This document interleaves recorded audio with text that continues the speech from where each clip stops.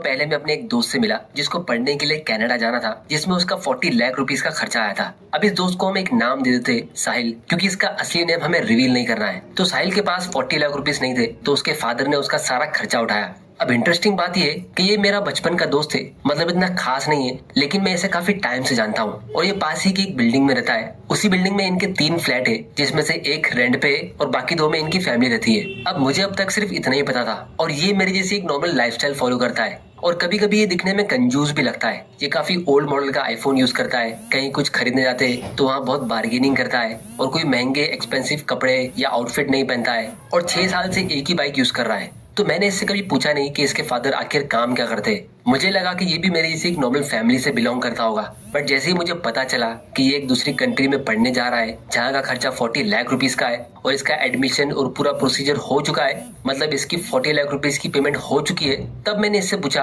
कि भाई तेरे पापा आखिर करते क्या है। तो इसने बस मुझे इतना कहा कि वो कुछ करते नहीं है, वो रिटायर्ड है। तो मैंने उससे पूछा कि कौन सी जॉब से रिटायर्ड है, गवर्नमेंट जॉब से या कोई बिजनेस से या कोई हाई पोस्ट वाले प्राइवेट जॉब से। तो उसने कहा नहीं, मेरे पापा बिल्डर की ऑफिस में काम करते थे।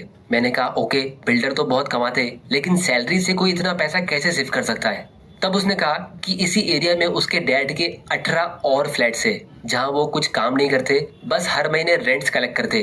अब ये कम ऑन मेरे होश उड़ गए, क्योंकि इंटरेस्टिंग बात यह है कि उसके फादर बहुत ज्यादा पढ़े लिखे नहीं है और उनको देख के ऐसा लगता है कि उनके पास ज्यादा वेल्थ नहीं होगी। फिर इसके बाद मैंने उससे पूछा कि तेरे कनाडा के एक्सपेंसेस के लिए उन्होंने अपने किसी फ्लैट को बेचा होगा। तो उसने मुझे कहा कि उसके फादर ने कोई भी फ्लैट सेल नहीं किया, उन्होंने अपने इन्फोसिस के शेयर्स बेचे जो उसके फादर ने जब वो पैदा हुआ था 1990s में, तब उसके फ्यूचर के लिए खरीदे थे। फिर उसने कहा कि मेरे पापा बहुत ज्यादा पढ़े लिखे नहीं है, उनके पास कोई फैंसी डिग्री नहीं है, बस वो एक काम में बहुत अच्छे है और वो है मनी मैनेजमेंट, और यही सारी चीजें वो उसे भी सिखाते। अब दोस्तों, ये कहानी मैंने आप लोगों को इसीलिए बताई क्योंकि हम सभी एक ऐसा गोल चेस कर रहे हैं जो हमें और अंधेरे में लेके जा रहा है। क्योंकि अमीर कौन नहीं बनना चाहता, लेकिन लोगों के बीच अमीर की डेफिनेशन बहुत ही गलत है। हमें लगता है कि अमीर होना एक बड़ा घर, एक स्पोर्ट्स कार और एक लग्जरियस लाइफस्टाइल ऐसा होता है, लेकिन ये अपने आप में ही एक ट्रैप है। क्योंकि जो लाइफस्टाइल हम टीवी और सोशल मीडिया पे देखते वैसी लाइफस्टाइल एकदम अल्ट्रा रिच लोग जीते। तो अगर आपको ऐसे लाइफस्टाइल जीना है जो हम टीवी और सोशल मीडिया पे देखते, तो उसके लिए आपको एकदम टॉप 1% रिच लोगों में एंटर करना पड़ेगा। लेकिन उसके लिए आपको बहुत ज्यादा मेहनत करनी पड़ेगी और बहुत ज्यादा लक की भी जरूरत होगी, जो मेजोरिटी लोगों के पास नहीं होता है। लेकिन आप एक बिना पैसों की टेंशन वाली लाइफ और एक बहुत ही कंफर्टेबल और हैप्पी लाइफ जी सकते हो, जो मेरे दोस्त की फैमिली जी रही है। लेकिन उसके लिए आपको अपने अमीर बनने की डेफिनेशन को सही करना होगा। क्योंकि सोशल मीडिया पे जिस आदमी की नेटवर्थ 0 होती है, मतलब हो सकता है कि उसके बैंक में 1 रुपया नहीं है, वो भी एकदम अमीर दिख रहा हो, और जो एक्चुअली में अमीर है हो सकता है वो आपसे रोज मिलता हो और आपको ये पता भी ना हो, और आप गलत लोगों से लेसन ले रहे हो लाइफ में आगे बढ़ने के लिए। तो इसीलिए थॉमस स्टैनली जब इस टॉपिक पर रिसर्च कर रहे थे कि अमीर लोग आखिर दिखते कैसे, वो रहते कैसे और वो अपनी डेली लाइफ जीते कैसे, तो उसके लिए वो सभी मिलियनर्स का इंटरव्यू लेने गए। तो वो अमीर लोगों का इंटरव्यू लेने जाते कहाँ, वो बाकी लोगों की तरह कोई शहर के एकदम एक्सपेंसिव और पॉश एरियाज में गए, क्योंकि हम सबको यही लगता है कि सभी अमीर लोग वहीं रहते हैं। बट उन लोगों का इंटरव्यू लेने के बाद उन्हें पता चला कि ये लोग तो बहुत ही हाई इनकम वाले लोग हैं जो करोड़ों में कमाते। कहने को तो सभी मिलियनर्स दिख रहे थे, साथ ही साथ इनके खर्चे भी करोड़ों में थे, जिसकी वजह से वेल्थ के नाम पे उनके पास कुछ भी नहीं था। इनको भी पैसों को लेके वही सब टेंशन होती थी जो किसी नॉर्मल मिडिल क्लास इंसान को होती है कि फ्यूचर में इनके पास पैसा कैसे आएगा, ये रिटायर कैसे होंगे, एक्सेट्रा एक्सेट्रा।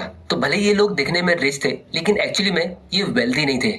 तो इसके बाद उन्होंने अपनी रिसर्च को कंटिन्यू रखते हुए उसी पॉश एरिया के आसपास के एरिया में रह रहे नॉर्मल लोगों से इंटरव्यू लिया जो कहीं से भी अमीर नहीं लग रहे थे। पर ऐसे कई सारे लोगों से बात करने के बाद उन्हें ये पता चला कि इनकी इनकम इतनी ज्यादा नहीं होती है, ये काफी नॉर्मल से कपड़े पहनते, एक एवरेज साइज के घर में रहते, कोई स्पोर्ट्स कार ड्राइव नहीं करते और एक सिंपल लाइफ जीते। लेकिन रियलिटी में यही लोगों के पास बहुत सारी वेल्थ होती है, इनके पास करोड़ों की और बिलियंस की प्रॉपर्टीज होती है, और यही वो लोग होते हैं जिनको पैसों को लेके इतना टेंशन नहीं होता है, जिसकी वजह से ये काफी पीसफुल और हैप्पी लाइफ जी रहे थे। तो दोस्तों, आज की वीडियो में मैं ऑथर थॉमस स्टैनली की book the millionaire next door की हेल्प से कुछ ऐसे सीक्रेट शेयर करूंगा जिससे आप लोगों को रिच होने की एक सही डेफिनेशन मिलेगी।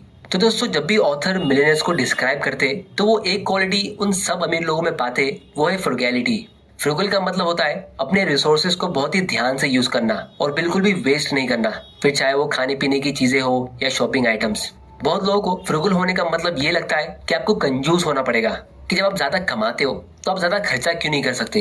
लेकिन अगर आप लॉजिकली सोचो तो हम सब फाइनेंशियली फ्री होना चाहते हैं, जहां आपको जल्दी से जल्दी अपने पैसों की टेंशन को दूर करना है और आपके पास बहुत कम टाइम है, क्योंकि हम 70-80 साल की उम्र में अमीर नहीं बनना चाहते, हम जल्दी अमीर बनना चाहते हैं। तो इसीलिए इसमें आपकी सेविंग्स बहुत इंपॉर्टेंट होती है, क्योंकि जब आप अपनी 20s में होते हो तो भले ही आपकी अर्निंग्स कम होती है, लेकिन कंपाउंडिंग के पावर को यूज करने के लिए टाइम भी आपके पास सबसे ज्यादा होता है। और फिर जब आप अपनी 40s में होते हो तो भले ही आपके पास कंपाउंडिंग के पावर को यूज करने के लिए टाइम कम होता है, लेकिन आपकी इनकम ज्यादा होती है। तो इसीलिए आपको अपनी लाइफ के हर एक पीरियड में, जब तक आप फाइनेंशियली फ्री नहीं होते हो, आपको एक फ्रूगल लाइफस्टाइल को फॉलो करना होता है, जहां आप वेस्टफुल एक्सपेंसेस नहीं करते हो। क्योंकि ऑथर कहते हैं कि 90% लोग फाइनेंशियल फ्रीडम अपनी बैड हैबिट्स की वजह से अचीव नहीं कर पाते। जैसे अगर आपको बाहर जाकर खाना खाना पसंद है और आप कंसिस्टेंटली पिज्जा या बर्गर्स खा रहे हो और आपने इसकी हैबिट डाल दी, तो आप इसमें कंपाउंडिंग को ऐड करो। अब दोस्तों, यहाँ मैं फाइनेंस की बात नहीं कर रहा हूँ कि आप इसमें कितना खर्चा कर रहे हो, लेकिन आप इमेजिन करो कि हर दिन ऐसा खाना खाने से आज से 10-20 साल बाद उस इंसान की हेल्थ कैसी होगी, और वो जितने पैसे वेस्ट करेगा वो अलग। तो अमीर लोगों का पहला सीक्रेट ये होता है कि वो अपने पैसों को बहुत ही ध्यान से मैनेज करते हैं। वो कितना कमा रहे हैं, कहाँ खर्चा कर रहे हैं, इन सभी का हिसाब रखते हैं। और वो हमेशा लॉन्ग टर्म कैलकुलेशन करते हैं कि पिछले 2 या 5 साल में उन्होंने कहाँ सबसे ज्यादा खर्चा किया, एक्सेट्रा एक्सेट्रा। क्योंकि छोटे छोटे खर्चे जो आप कंटिन्यूसली करते हो लॉन्ग टर्म में, वही सबसे ज्यादा डेंजरस होते हैं। तो इसीलिए जब आप कॉलेज से निकलते हो और अपनी पहली सैलरी अर्न करते हो, तो आपको तब से ही एक अच्छा सेविंग्स रेट मेंटेन करना चाहिए।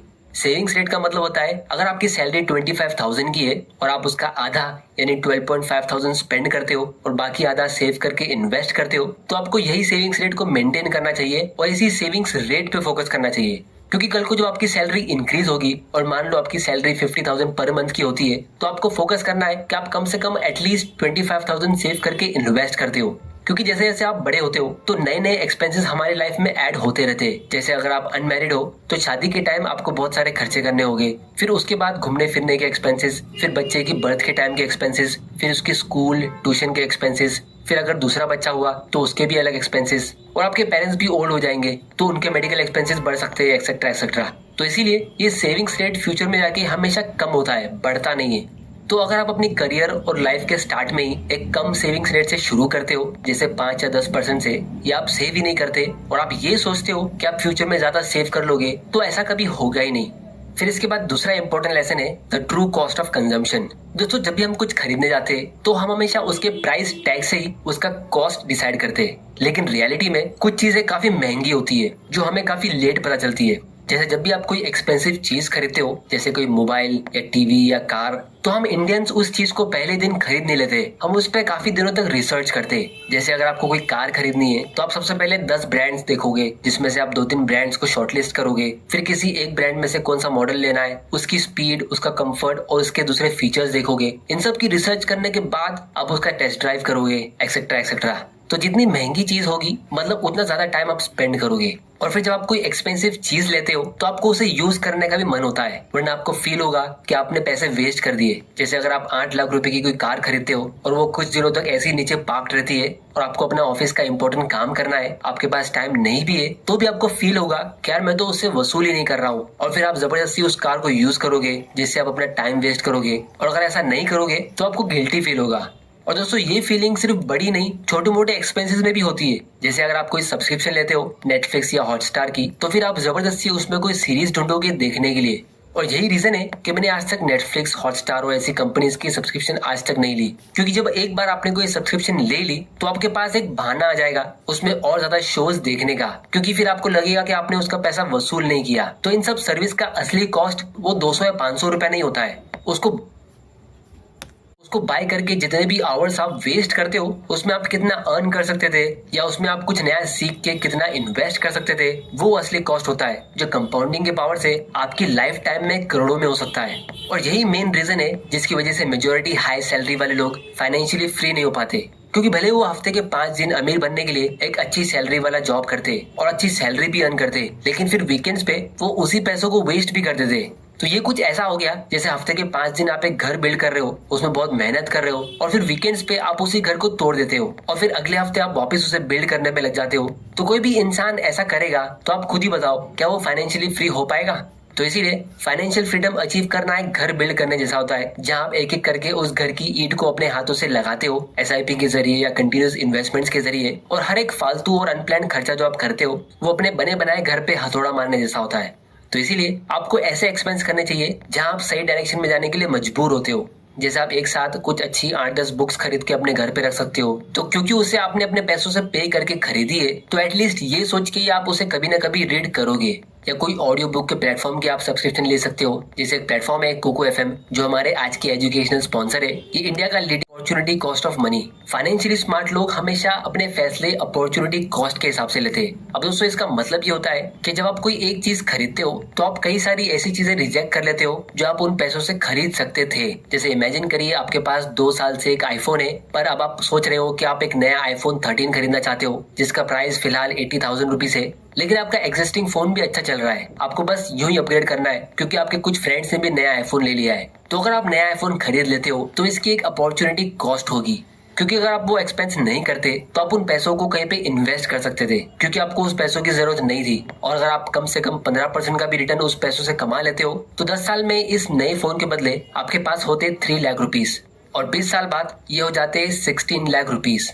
तो जब भी आप कोई फैसला लेते हो दूसरों को देख के, तो आपको हमेशा ये सोचना चाहिए कि उस एक्सपेंस के बदले आप क्या लूज कर रहे हो, क्योंकि हम हमेशा यही देखते हैं कि हमें उस पैसों से फिलहाल क्या मिल रहा है, जो है एक नया आईफोन। लेकिन हम ये कभी नहीं देखते कि हम उस पैसों से क्या लूज कर रहे हैं। यही अपॉर्चुनिटी कॉस्ट होती है। फिर इसके बाद नेक्स्ट लेसन है द सीक्रेट। दोस्तों हर किसी को एक मैजिक फॉर्मूला चाहिए, एक श्योरिटी चाहिए, जहां उनको कोई ये बता दे कि आपको ये काम करना है और आप अमीर बन जाओगे। तो इस बुक के ऑथर की रिसर्च के हिसाब से 95% मिलियनेयर्स स्टॉक ओनर्स होते हैं, जहां उनकी अच्छी खासी वेल्थ पब्लिकली ट्रेडेड कंपनीज में इन्वेस्टेड होती है। और इनमें से बहुत ही कम मिलियनेयर्स एक्टिव ट्रेडर्स होते हैं, जिनका मतलब ये है कि रिच लोग स्टॉक मार्केट के अप्स एंड डाउन्स को बहुत ही क्लोजली फॉलो नहीं करते। और जितने भी लोग स्टॉक्स में इन्वेस्ट करते हैं उसमें से 30 से 40% लोग अपने इन्वेस्टमेंट को 6 से ज्यादा साल के लिए होल्ड करके रखते हैं। जिसका मतलब ये कि असली अमीर लोग लॉन्ग टर्म इन्वेस्टर्स होते हैं, जो मार्केट को टाइम करने की कोशिश नहीं करते, बल्कि वो डिसिप्लिन के साथ लॉन्ग टर्म इन्वेस्टिंग करते हैं। तो इसीलिए अगर आपको भी स्टॉक मार्केट में इन्वेस्ट करना है तो आप भी ऑनलाइन घर बैठे बैठे अपना एक इन्वेस्टमेंट अकाउंट ओपन कर सकते हो